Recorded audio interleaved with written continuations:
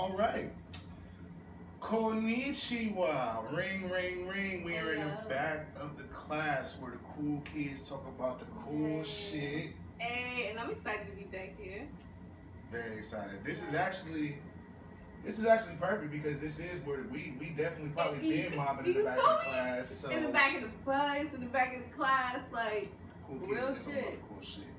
This is my friend, my love, you know what I'm saying? My heart, been a part of my life for so long. Thank you. This is the one, the only, the beautiful Salima. I'm not going to say her whole government because then y'all can spell her.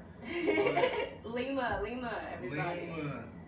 Beautiful Lima. Thank you. How you been doing? I've been great. How have you been? I've been cool, man. I've been playing the world takeover, man. It's so good to see that God put people in my life from a young age that is still, you know what I'm saying? It's just crazy to see that you walk similar paths with people, and you know what I'm saying? They're blessed and gifted with the same talents as you, and you come back like, it's just better to be able to work with people when it comes from, like you said, it comes from a place of like, oh, I've been having a relationship. Yeah, it's not just person, like so. Super new. You know, I said that same thing, like when I see people, you know, famous people talk about, you know, oh, I went to school with, you know, this person and that person, you like, damn, I didn't even know y'all knew each other, but that's just, everything comes full circle for real. It's always so crazy. Like, even if you look at, like, all the past of different music and shit, like, the Jay-Z, I mean, you know what I'm saying? How the Diddy's and the Jay-Z's and the Bigs and the Pops and everybody knew each other before they were even, like, established for real. Like, hell so, yeah.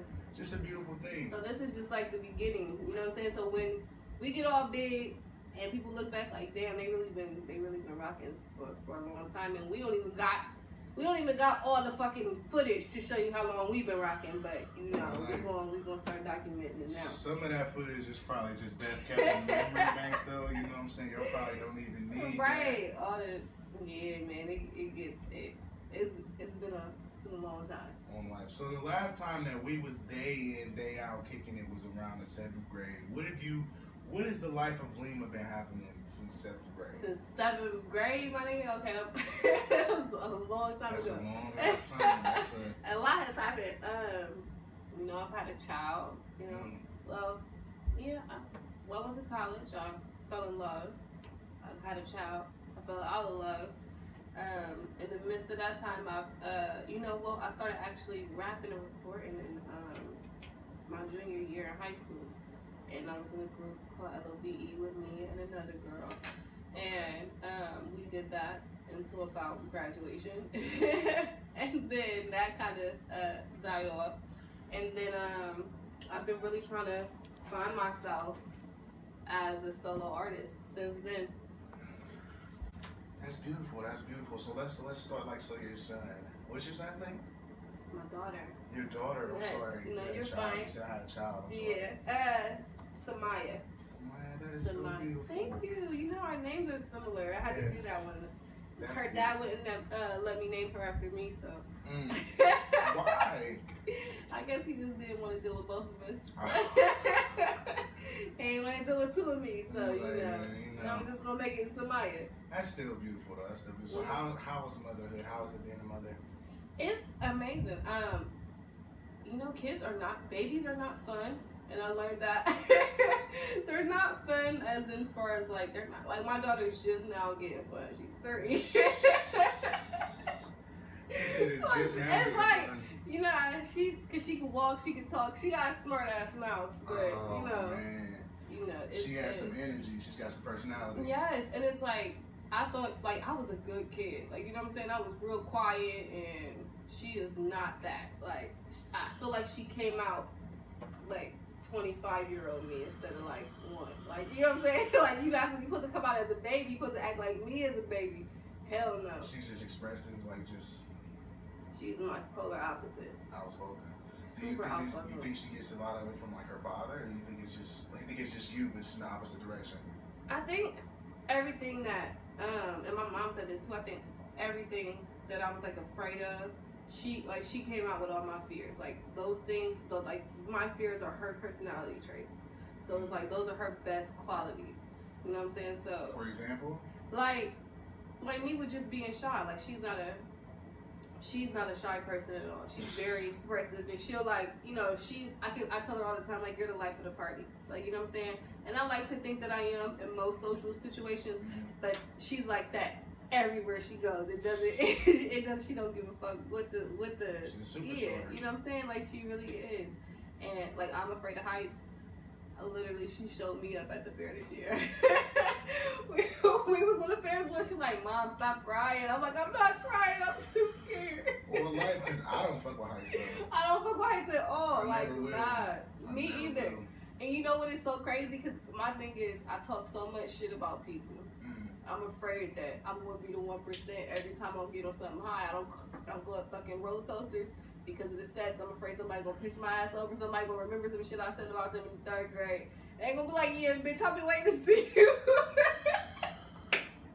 Not that it was an accident. No, it's on purpose. It's on purpose. It's on sight from 3rd grade. It's on sight from 3rd grade. But okay, so you be putting on hella shows and stuff too. So what was the last show that you put on? Recently, I had actually took a break from it because, you know, not to double back too far, but when I had my daughter, I went through a whole lot. I went through this. I suffered from postpartum depression, and I had actual depression on top of that. So it was like a really bad time for me, and I was like, damn, I couldn't write.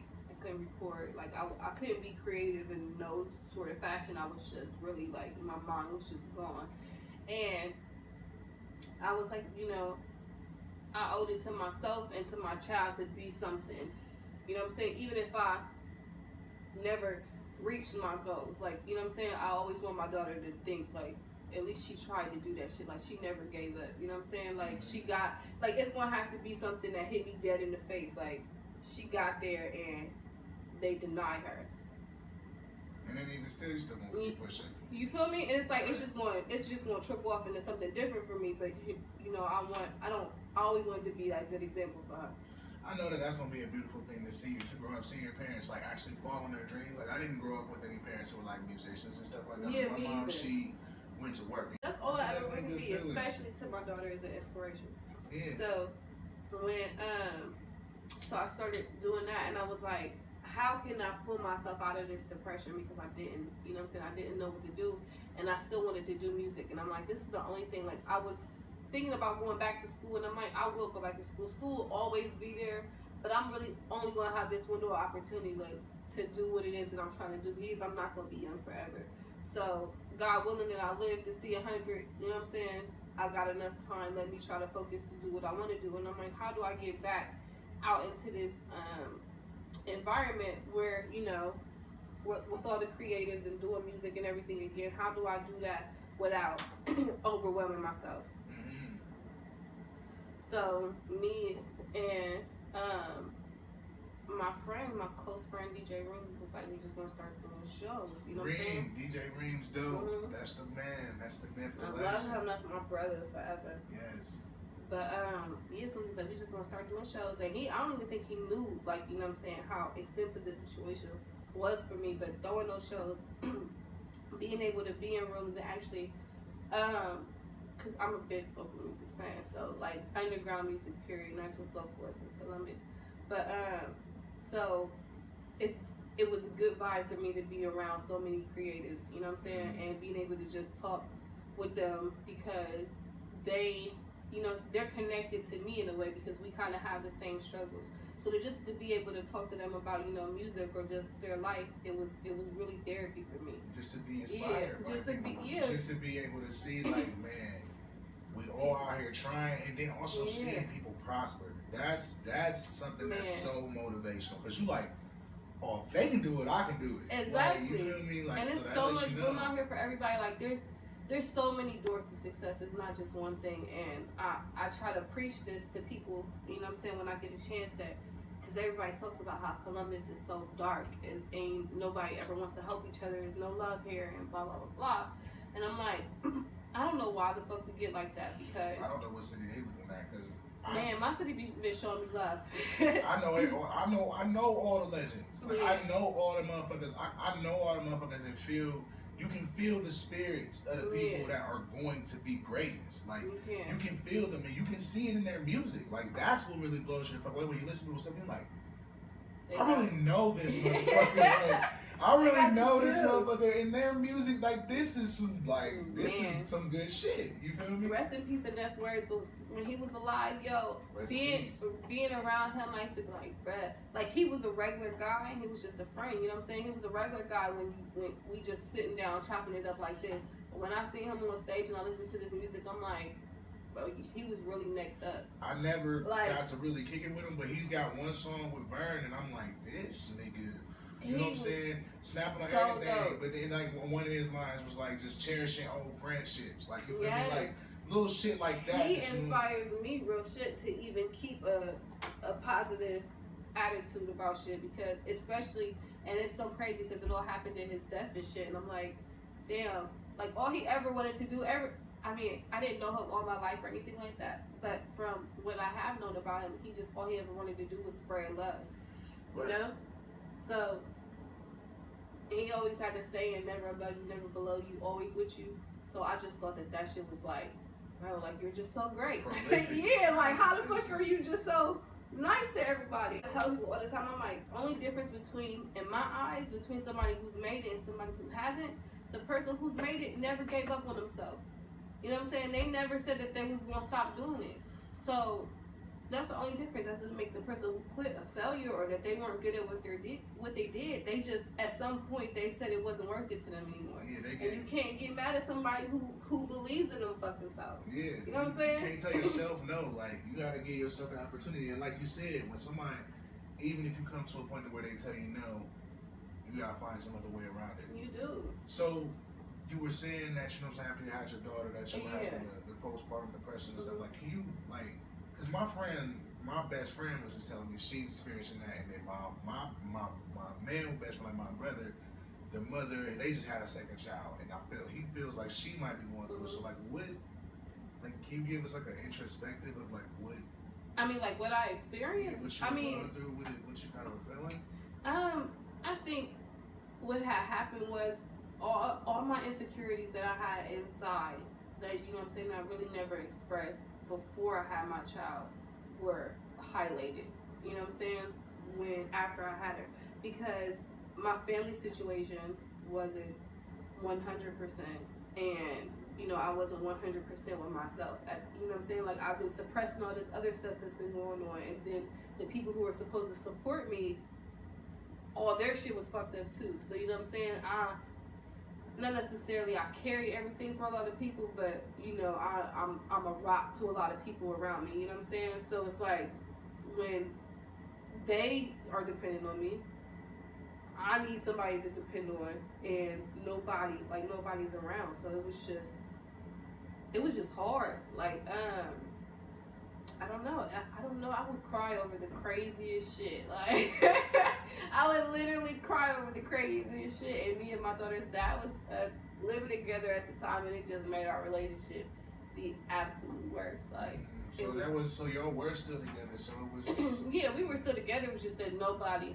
I think what I like to believe with me trying to just uplift myself and making it not seem like everybody was purposely doing something to me, and that maybe it would have a lot to do with the depression, or they could have just been singling me out. I'll never know, but I'm going to take the outlook of what helps me sleep better at night. Right. So what I like to think is that each person around me was going through their own personal stuff, and it was just as deep for them as my depression was for me. So it's like, I can't recognize what you got going on and how you feel, because I'm feeling this way about myself. So what I had to do was remove myself from everybody and then find what made me happy. I literally, like, I would get angry, so angry, like, where I literally haven't been that angry since, like, elementary school. You know what I'm saying? Mm-hmm. Where I didn't have those problems again until after I had my daughter. So it was just, what type of problems? Like, just, I had a lot of anger issues, and everything was just a trigger. Literally, like, I really felt like the insecurities I had with my dad, you know, my appearance, anything, like my relationship, everything was highlighted. You know what I'm saying? Because when I needed people to support me the most, I felt like nobody was there. So you know what I'm saying? So not having that and already being ultra sensitive was just like, all right, everything made me on edge. So it's like it was really just a mix. It was really just a mix of stuff. I think depression is real, and people should just it's real as fuck. And literally the only thing that pulled me out was just saying I literally, and some people can't do this, but I literally had to like look myself in the mirror one day like, who the fuck are you? Like, you know what I'm saying? Like, I was someone totally different. Who the fuck are you? Because I'm not feeling like myself anymore. I'm not looking like myself. So who did you used to be? Because if you don't, I don't know who the fuck I'm looking at. I don't know who I am right now. Who the fuck did you used to be?